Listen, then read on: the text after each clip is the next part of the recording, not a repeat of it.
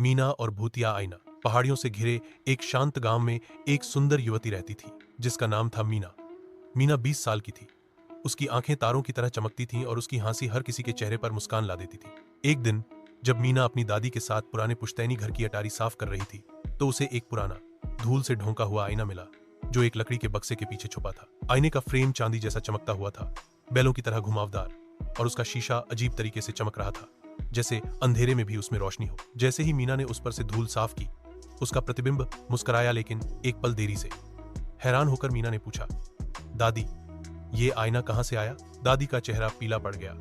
उन्होंने कांपती आवाज में कहा, यह आईना तुम्हारी परदादी का था। वो उसी दिन गायब हो गई थी जिस दिन उन्होंने इसमें देखा था।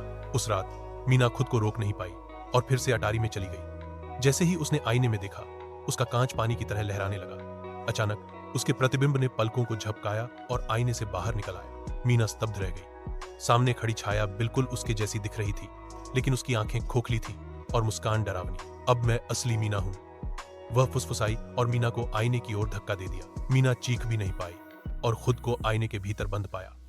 वह शीशे को पीटती रही, लेकिन कोई उसे सुन नहीं सका। बाहर नकली मीना सबको अपनी मासूम मुस्कान से धोखा देती रही। सिर्फ आईना ही सच्चाई जानता था, और अब वो अपने अगले शिकार का इंतजार कर रहा है। सीख, जो सुंदर दिखता है जरूरी नहीं कि वो सच्चा भी हो। ऐसी और रहस्यमयी कहानियों के लिए लाइक करें और सब्सक्राइब करें।